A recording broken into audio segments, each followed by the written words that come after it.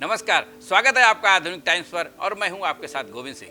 आज पूरा विश्व कोरोना जैसी वैश्विक महामारी से परेशान है और पूरी दुनिया में इस महामारी ने अपने पैर पसार लिए हैं। आज पूरी दुनिया में कोरोना संक्रमित मरीजों की संख्या 60,45,000 के पार जा चुकी है, जिसमें 26 लाख से ज़्यादा लोग ठीक होकर घर भी जा चुके हैं और 3,67,000 से ज़्यादा लोगों की जान भी जा चुकी है। अगर हम बात करें भारत की, तो भारत में यह आंकड़ा 1,74,000 को पार कर गया है, जिसमें 82,000 से ज़्यादा लोग ठीक भी हो चुके हैं और 5,000 लोगों की जान जा चुकी है। इस विषम परिस्थिति में या संकट की घड़ी में खुशी की बात यह है कि मोदी सरकार ने अपने दूसरे कार्यकाल का 1 साल पूरा कर लिया है और इस बात के लिए प्रधानमंत्री मोदी ने देशवासियों से पत्र द्वारा मुखातिब होकर आशीर्वाद भी मांगा है और इस पत्र में पिछले 1 साल की उपलब्धियों को याद दिलाते हुए 1 वर्ष में देश ने जो नए सपने देखे हैं, नए संकल्प लिए हैं और इन संकल्पों को सिद्ध करने के लिए जो कठोर निर्णय लिए हैं उसके बारे में बताया है। मोदी सरकार जब पहली बार सत्ता में आई थी तब वह 3 तलाक का बिल पास कराने में असफल रही थी, क्योंकि राज्यसभा में उसमें बहुमत नहीं था और न ही उसको सपोर्ट मिला था। लेकिन दूसरी बार जब सत्ता में आने के बाद उसने अपने वादे के मुताबिक मुस्लिम महिलाओं को 3 तलाक से निजात दिलाने के लिए कदम उठाए और मोदी सरकार ने 3 तलाक पर पाबंदी और मुस्लिम महिला विवाह अधिकार संरक्षण विधेयक 2019 को संसद के दोनों सदनों में पास कराया, जिसके बाद 1 अगस्त 2019 से 3 तलाक देना कानूनी तौर पर जुर्म बन गया। दुनिया के कई देश, इस्लामिक देश, उन्होंने भी इस कुप्रथा को हमसे बहुत पहले खत्म कर दिया, लेकिन किसी न किसी कारण से हमारी मुस्लिम माताओं बहनों को हक देने में हम हिचकिचाते थे। अगर इस देश में हम सती प्रथा को खत्म कर सकते हैं, हम भ्रूण हत्या को खत्म करने के कानून बना सकते हैं, अगर हम बाल विवाह के खिलाफ आवाज उठा सकते हैं, हम दहेज में लेन देन की प्रथा के खिलाफ कठोर कदम उठा सकते हैं, तो क्यों ना हम 3 तलाक के खिलाफ भी आवाज उठाएं। और इसलिए भारत के लोकतंत्र के स्पिरिट को पकड़ते हुए, भारत के संविधान की भावना को, बाबा साहब आंबेडकर की भावना को आदर करते हुए हमारी मुस्लिम बहनों को भी समान अधिकार मिले, उनके अंदर भी एक नया विश्वास पैदा हो, भारत की विकास यात्रा में वो भी सक्रिय भागीदार बने, इसलिए हमने इस महत्वपूर्ण निर्णय को किया। आजादी के बाद से देश के लिए नासूर बनी धारा 370 व 35A खत्म करना सबसे जरूरी था, जिसे हटाना बीजेपी के एजेंडे में बहुत पहले से ही था, या ये कह सकते हैं कि पहले दिन से ही था। और मोदी सरकार ने अपने दूसरे कार्यकाल में 5 अगस्त 2019 को धारा 370 व 35A हटाने जैसा बड़ा फैसला लिया। इसके साथ ही जम्मू कश्मीर और लद्दाख 2 केंद्र शासित प्रदेश बना दिए और इस तरह मोदी सरकार के इस फैसले के बाद जम्मू कश्मीर में भी भारत का संविधान पूरी तरह से लागू हो गया और एक देश, एक संविधान, एक निशान, एक प्रधान के साथ ही अखंड भारत का सपना साकार हो गया। महोदय, मैं संकल्प प्रस्तुत करता हूं कि ये सदन अनुच्छेद 370(3) के अंतर्गत भारत के राष्ट्रपति द्वारा जारी की जाने वाली निम्नलिखित अधिसूचनाओं की सिफारिश करता है। संविधान के अनुच्छेद 370(3) के अंतर्गत भारत के संविधान के अनुच्छेद 370 के खंड 1 के साथ पठित अनुच्छेद 370 के खंड 3 द्वारा प्रदत्त शक्तियों का प्रयोग करते हुए राष्ट्रपति संसद की सिफारिश पर यह घोषणा करते हैं कि यह दिनांक जिस दिन भारत के राष्ट्रपति द्वारा इस घोषणा पर हस्ताक्षर किए जाएंगे और इसे सरकारी गैजेट में प्रकाशित किया जाएगा, उस दिन से अनुच्छेद 370 के सभी खंड लागू नहीं होंगे सिवाय खंड 1 के। मोदी सरकार का नागरिकता संशोधन कानून दूसरा बड़ा फैसला रहा, जिसकी दुनिया भर में कवरेज हुई। भारत में हो रहे इसके विरोध को पूरी दुनिया में दिखाया गया। सरकार ने लगातार हो रहे विरोधों के बावजूद उन सारे विरोधों को दरकिनार करते हुए इस फैसले को पूरे देश में लागू कर दिया। इस कानून के अंतर्गत पाकिस्तान, अफगानिस्तान और बांग्लादेश में धार्मिक रूप से प्रताड़ित हुए हिंदू, सिख, बौद्ध, फारसी और ईसाइयों को भारत की नागरिकता मिल सकती है, लेकिन भारत में किसी की नागरिकता जाएगी नहीं, जिसका काफी भ्रम फैलाया जा रहा है। पूरे देश भर में माइनॉरिटी के मन में और विशेषकर मुसलमान भाइयों बहनों के मन में एक भय बैठा दिया कि आपकी नागरिकता सीएए छीन लेगा। इस सदन में सारी पार्टियों के नेता उपलब्ध हैं, सारे लोग हैं। मैंने सबके जवाब नाम दे दे कर दिए थे कि भाई मुझे कोई धारा बता दो, कोई क्लॉज बता दो जिसके अंदर ये कानून में किसी की भी नागरिकता लेने का प्रोविजन हो, किसी धारा का उपयोग करके किसी की नागरिकता छीन सकते, ऐसे दूर दूर तक दूरबीन से भी दिखाई पड़ता हूं। मैं आज भी कहना चाहता हूं देश भर के मुसलमान भाइयों बहनों को कि ये गलत अफवाहें फैलाई जा रही है। सीएए किसी की नागरिकता लेने का कानून है ही नहीं, सीएए नागरिकता देने का। सदियों से चला आ रहा विवादित राम जन्मभूमि का फैसला 9 नवंबर 2019 को जब सुप्रीम कोर्ट ने सुनाया, तब पूरे देश ने इसका शांति और सौहार्द के साथ स्वागत किया और इसको लेकर सुप्रीम कोर्ट के दिशा निर्देशों का पालन करते हुए पीएम मोदी ने संसद में कहा कि राम मंदिर के लिए एक स्वायत्त ट्रस्ट बनाया जाएगा। आज मैं आपके बीच देश के लिए बहुत ही महत्वपूर्ण और ऐतिहासिक विषय पर जानकारी देने के लिए विशेष तौर पर उपस्थित हूं। ये विषय करोड़ों देशवासियों की तरह ही मेरे हृदय के भी करीब है और इस पर बात करना मैं अपना बहुत बड़ा सौभाग्य समझता हूं। ये विषय श्री राम जन्मभूमि से जुड़ा हुआ है।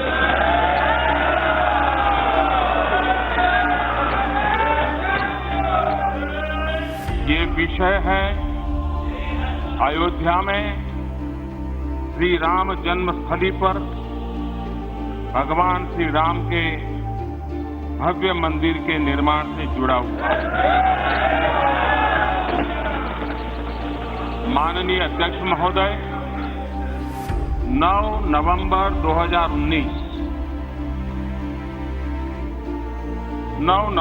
2019 को मैं करतारपुर साहिब कॉरिडोर के लोकार्पण हेतु पंजाब में था।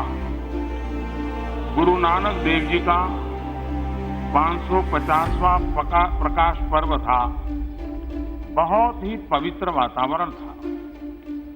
उसी दिव्य वातावरण में मुझे देश की सर्वोच्च अदालत द्वारा राम जन्मभूमि विषय पर दिए गए ऐतिहासिक फैसले के बारे में पता चला था।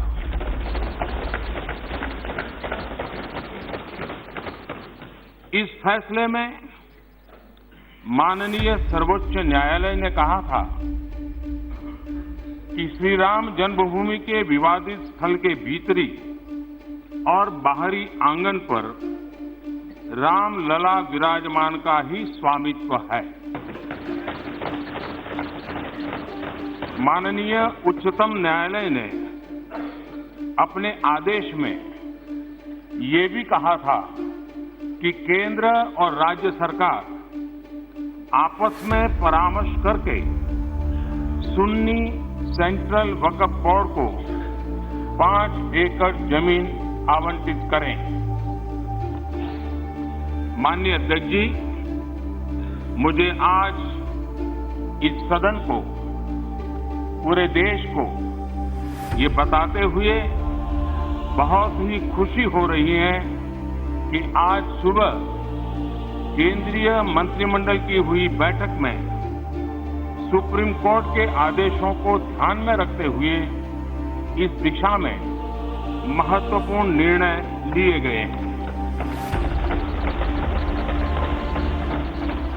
मेरी सरकार ने सुप्रीम कोर्ट के निर्देशानुसार श्री राम जन्मस्थली पर भगवान श्री राम के भव्य मंदिर के निर्माण के लिए और इससे संबंधित अन्य विषयों के लिए एक बृहद योजना तैयार की है।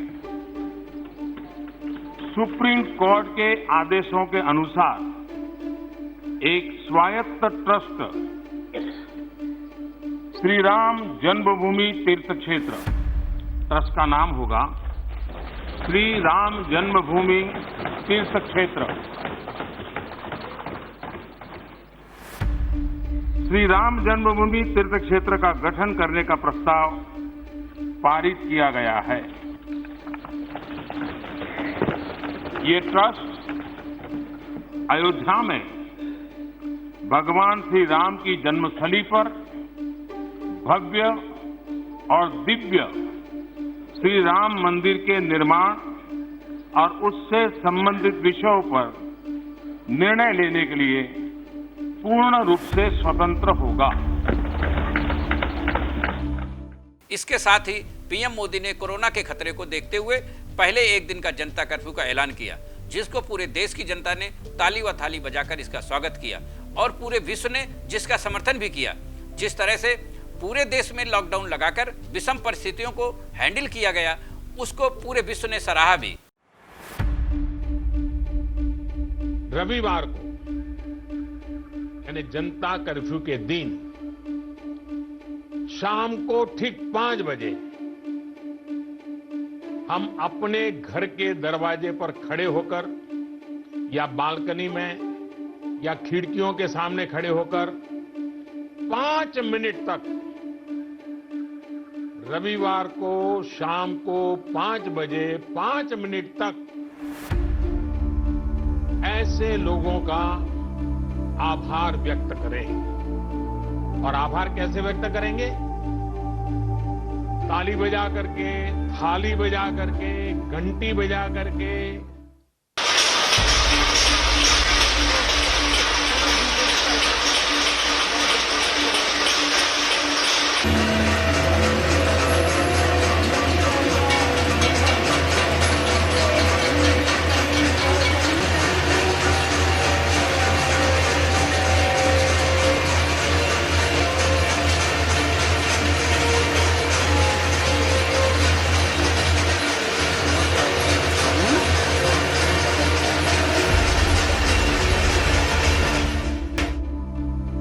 मोदी सरकार ने अर्थव्यवस्था को पटरी पर लाने और लोगों की मदद के लिए 20 लाख करोड़ रुपए के एक बड़े आर्थिक पैकेज की घोषणा भी की, जिसका लाभ आने वाले समय में लगभग सभी वर्गों को मिलेगा। केंद्रीय स्वास्थ्य मंत्रालय द्वारा जारी आंकड़े दावा करते हैं कि कठिन परिस्थितियों के होने के बावजूद भी मोदी सरकार देश में कोरोना के कहर को रोकने में काफी हद तक सफल रही है। प्रधानमंत्री मोदी ने इन्हीं सब विषयों व उपलब्धियों का जिक्र आज दूसरे कार्यकाल का 1 साल पूरा होने पर यह ऑडियो संदेश देशवासियों के लिए जारी किया है। मेरे प्रिय स्नेहीजन, आज से 1 साल पहले भारतीय लोकतंत्र के इतिहास में एक नया स्वर्णिम अध्याय जुड़ा। देश में दशकों बाद पूर्ण बहुमत की किसी सरकार को लगातार दूसरी बार जनता ने जिम्मेदारी सौंपी थी। इस अध्याय को रचने में आपकी बहुत बड़ी भूमिका रही है। ऐसे में आज का यह दिन मेरे लिए अवसर है आपको नमन करने का, भारत और भारतीय लोकतंत्र के प्रति आपकी इस निष्ठा को प्रणाम करने का।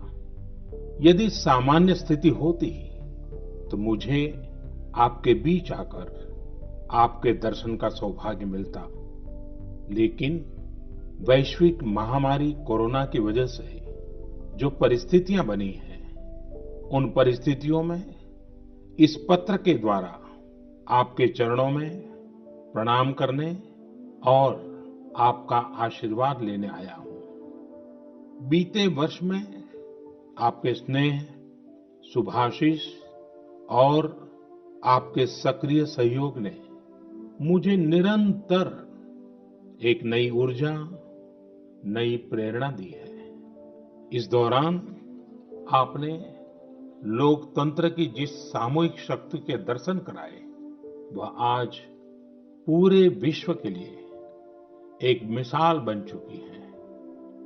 6 साल पहले वर्ष 2014 में आपने, देश की जनता ने देश में एक बड़े परिवर्तन के लिए वोट किया था। देश की नीति और रीति बदलने के लिए वोट किया था। उन 5 वर्षों में देश ने व्यवस्थाओं को जड़ता और भ्रष्टाचार के दलदल से बाहर निकलते हुए देखा है। उन 5 वर्षों में देश ने अंत्योदय की भावना के साथ गरीबों का जीवन आसान बनाने के लिए गवर्नेंस को परिवर्तित होते देखा है। उस कार्यकाल में जहां विश्व में भारत की आन बान शान बढ़ी, वहीं हमारे गरीबों के बैंक खाते खोलकर, उन्हें मुफ्त गैस कनेक्शन देकर, मुफ्त बिजली कनेक्शन देकर, शौचालय बनवाकर, घर बनवाकर गरीब की गरिमा भी बढ़ाई। उस कार्यकाल में जहां सर्जिकल स्ट्राइक हुई, एयर स्ट्राइक हुई, वहीं हमने 1 rank 1 pension, 1 nation 1 tax, GST, किसानों की एमएसपी की बरसों पुरानी मांगों को भी पूरा करने का काम किया। वह कार्यकाल देश की अनेकों आवश्यकताओं की पूर्ति के लिए समर्पित रहा। वर्ष 2019 में, पिछले वर्ष, आपका आशीर्वाद, देश की जनता का आशीर्वाद, देश के बड़े सपनों के लिए था, आशा आकांक्षाओं की पूर्ति के लिए था। और इस 1 साल में लिए गए सारे फैसले इन्हीं बड़े सपनों की उड़ान है। आज जन जन से जुड़ी जन मन की जनशक्ति राष्ट्र शक्ति की चेतना को प्रज्वलित कर रही है। गत 1 वर्ष में देश ने सतत नए स्वप्न देखे, नए संकल्प लिए और इन संकल्पों को सिद्ध करने के लिए निरंतर निर्णय लेकर कदम भी बढ़ाए। भारत की इस ऐतिहासिक यात्रा में देश के हर कोने से, हर समाज, हर वर्ग और हर व्यक्ति ने बखूबी अपना दायित्व निभाया है।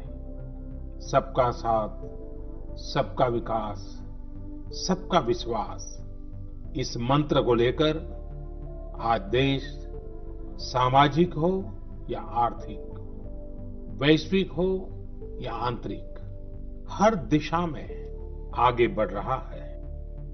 प्रिय स्नेहीजन, बीते 1 वर्ष में कुछ महत्वपूर्ण निर्णय ज्यादा चर्चा में रहे और इस वजह से इन उपलब्धियों का स्मृति में रहना भी स्वाभाविक है।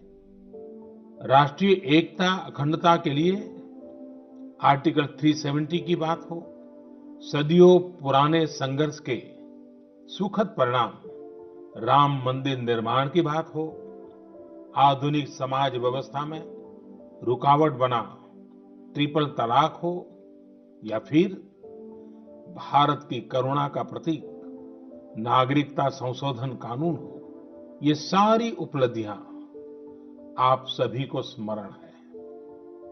एक के बाद एक हुए इन ऐतिहासिक निर्णयों के बीच अनेक फैसले, अनेक बदलाव ऐसे भी हैं जिन्होंने भारत की विकास यात्रा को नई गति दी है, नए लक्ष्य दिए हैं, लोगों की अपेक्षाओं को पूरा किया है। चीफ ऑफ डिफेंस स्टाफ के पद के गठन ने जहां सेनाओं में समन्वय को बढ़ाया है, वहीं मिशन गगनयान के लिए भी भारत ने अपनी तैयारियां तेज कर दी हैं। इस दौरान गरीबों को, किसानों को, महिलाओं, युवाओं को सशक्त करना हमारी प्राथमिकता रही है। अब पीएम किसान सम्मान निधि के दायरे में देश का प्रत्येक किसान आ चुका है। बीते 1 वर्ष में इस योजना के तहत करीब 10 करोड़ किसानों के खातों में 72,000 करोड़ रुपए से अधिक राशि जमा कराई गई है। देश के 15 करोड़ से अधिक ग्रामीण घरों में पीने का शुद्ध पानी पाइप से मिले, इसके लिए जल जीवन मिशन शुरू किया गया है। हमारे 50 करोड़ से अधिक के पशुधन के बेहतर स्वास्थ्य के लिए मुफ्त टीकाकरण का बहुत बड़ा अभियान भी चलाया जा रहा है। देश के इतिहास में यह भी पहली बार हुआ है जब किसान, खेत मजदूर, छोटे दुकानदार, छोटे व्यापारी और असंगठित क्षेत्र के श्रमिक साथियों सभी के लिए 60 वर्ष की आयु के बाद 3,000 रुपये की नियमित मासिक पेंशन की सुविधा सुनिश्चित हुई है। मछुआरों की सहूलियत बढ़ाने के लिए, उनको मिलने वाली सुविधाएं बढ़ाने और ब्लू इकोनॉमी को मजबूत करने के लिए विशेष योजनाओं के साथ साथ अलग से विभाग भी बनाया गया है। इसी तरह व्यापारियों की समस्याओं के समय पर समाधान के लिए व्यापारी कल्याण बोर्ड के निर्माण का निर्णय लिया गया है। स्वयं सहायता समूहों से जुड़ी लगभग 7 करोड़ बहनों को भी अब ज्यादा वित्तीय सहायता दी जा रही है। हाल में ही स्वयं सहायता समूहों के लिए बिना गारंटी के ऋण को 10 लाख से बढ़ाकर 2 गुना यानी 20 लाख कर दिया गया है। आदिवासी बच्चों की शिक्षा को ध्यान में रखते हुए देश में 450 से ज्यादा नए एकलव्य मॉडल रेसिडेंशियल स्कूलों के निर्माण का अभियान शुरू किया गया है। सामान्य जन के हित से जुड़े बेहतर कानून बने, इसके लिए भी बीते वर्ष में तेज गति से कार्य हुआ है। हमारी संसद ने अपने कामकाज से दशकों पुराना रिकॉर्ड तोड़ दिया है। इसी का परिणाम है कि चाहे कंज्यूमर प्रोटेक्शन एक्ट हो, चिट फंड कानून में संशोधन हो, दिव्यांगों, महिलाओं और बच्चों को अधिक सुरक्षा देने वाले कानून हो, ये सब तेजी से बन पाए हैं। सरकार की नीतियां और निर्णयों की वजह से शहरों और गांवों के बीच जो खाई है वो कम हो रही है। पहली बार ऐसा हुआ है जब गांव में इंटरनेट का इस्तेमाल करने वालों की संख्या शहर में इंटरनेट इस्तेमाल करने वालों से 10% ज्यादा हो गई है।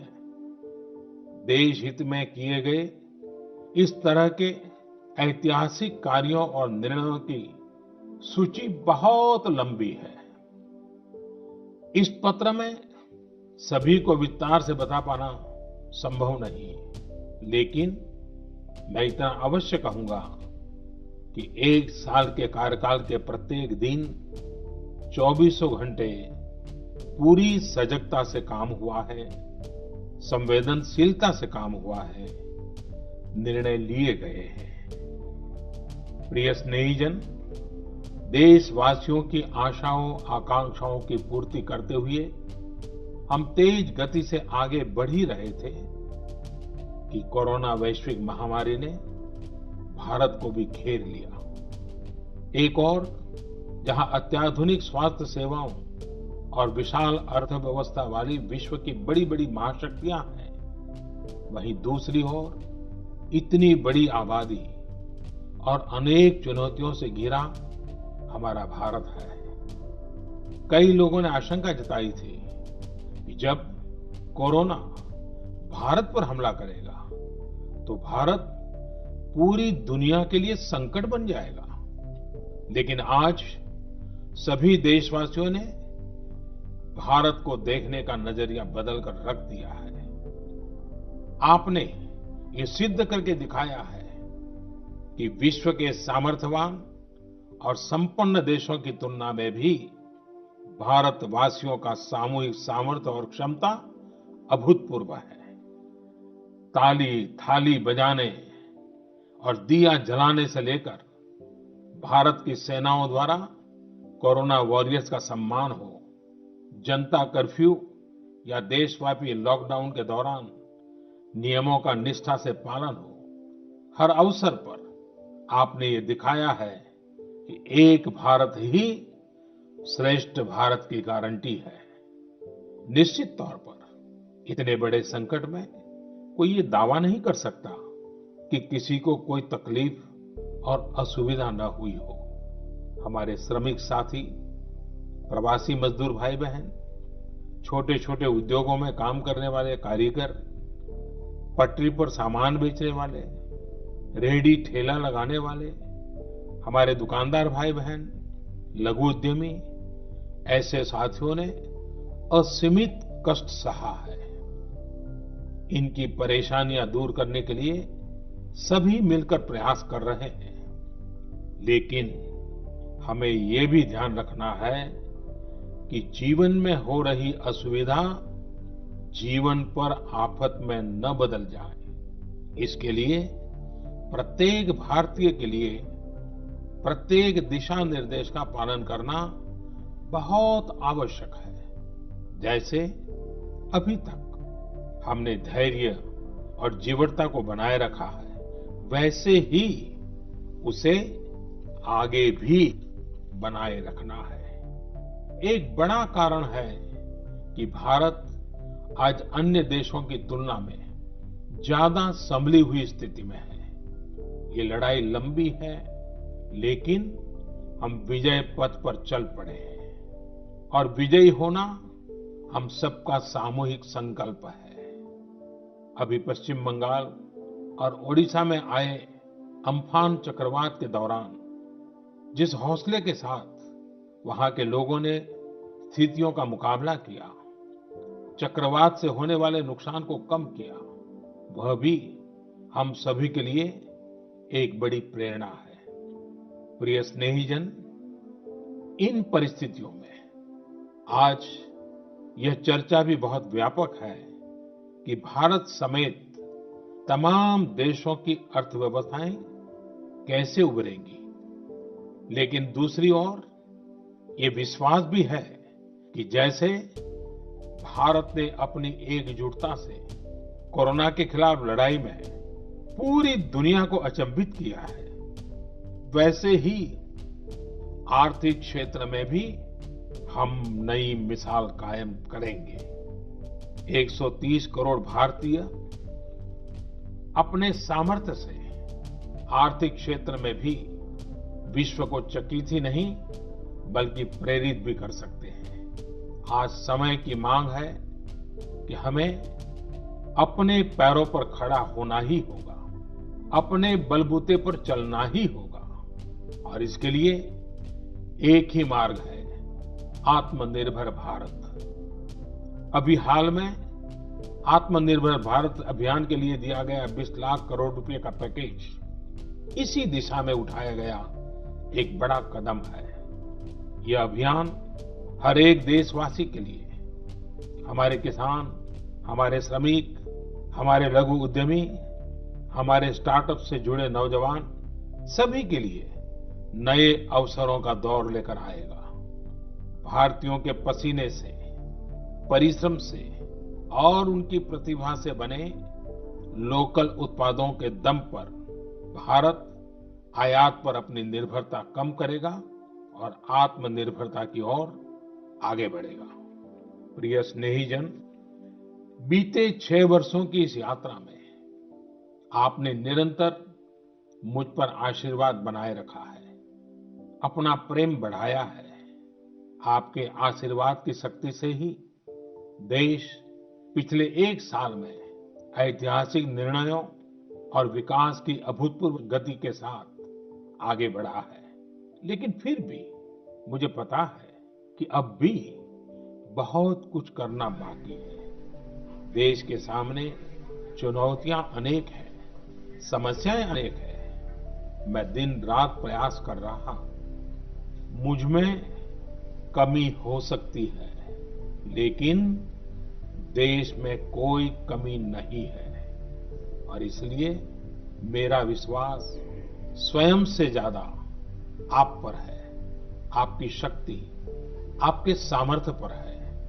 मेरे संकल्प की ऊर्जा आप ही है, आपका समर्थन, आपका आशीर्वाद, आपका स्नेह ही है। वैश्विक महामारी के कारण यह संकट की घड़ी तो है ही, लेकिन हम देशवासियों के लिए यह संकल्प की घड़ी भी है। हमें यह हमेशा याद रखना है कि 130 करोड़ भारतीयों का वर्तमान और भविष्य कोई आपदा या कोई विपत्ति तय नहीं कर सकती। हम अपना वर्तमान भी खुद तय करेंगे और अपना भविष्य भी।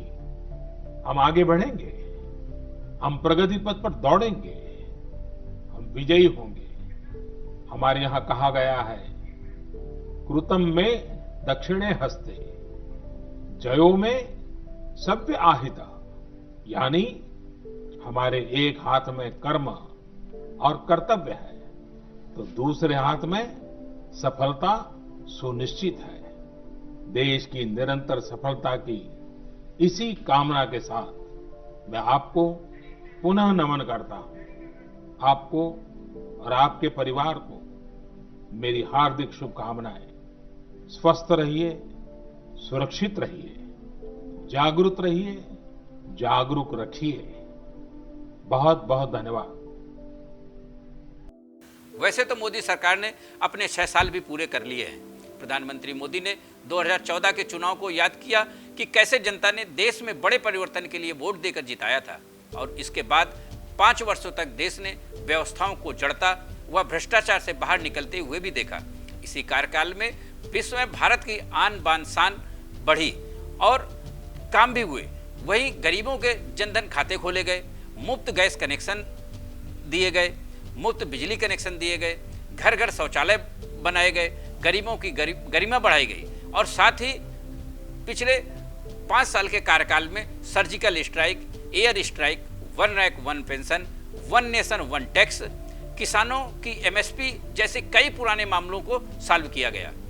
एक तरह से कहा जाए तो यह कार्यकाल देश की अनेकों आवश्यकताओं की पूर्ति के लिए समर्पित रहा और वर्ष 2019 से अपने दूसरे कार्यकाल को प्रधानमंत्री मोदी ने बड़े सपनों की उड़ान बताया। धारा 370, 35A, 3 तलाक, नागरिकता संशोधन कानून जैसे बड़े ऐतिहासिक निर्णय लिए और अपने कुशल नेतृत्व के द्वारा राम मंदिर निर्माण जैसे निर्णय पर भी देश में शांति और सौहार्द बनाए रखा।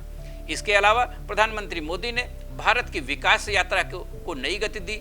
इस दौरान गरीबों, किसानों, महिलाओं और युवाओं को सशक्त किया। प्रधानमंत्री मोदी की नीतियों और निर्णयों की वजह से शहर और गांवों के बीच की खाई कम की और आज गांव में इंटरनेट इस्तेमाल करने वालों की संख्या शहर में इंटरनेट चलाने वालों की संख्या से 10% ज़्यादा है।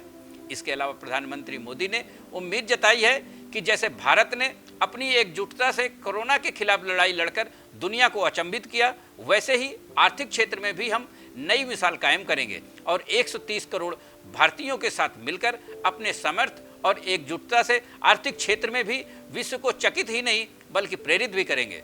फिलहाल इस खास पेशकश में इतना ही। आप भी कोरोना जैसी बीमारी से सावधानी बरतें और हाथों को 20 सेकंड तक बार बार धोएं, घर से बाहर न निकलें, किसी से हाथ न मिलाएं, सामाजिक दूरी बनाकर रखें, सरकार के दिशा निर्देशों का पूर्णतया पालन करें और तमाम अपडेट्स के लिए जुड़े रहिए आधुनिक टाइम्स के साथ। जय हिंद, जय भारत।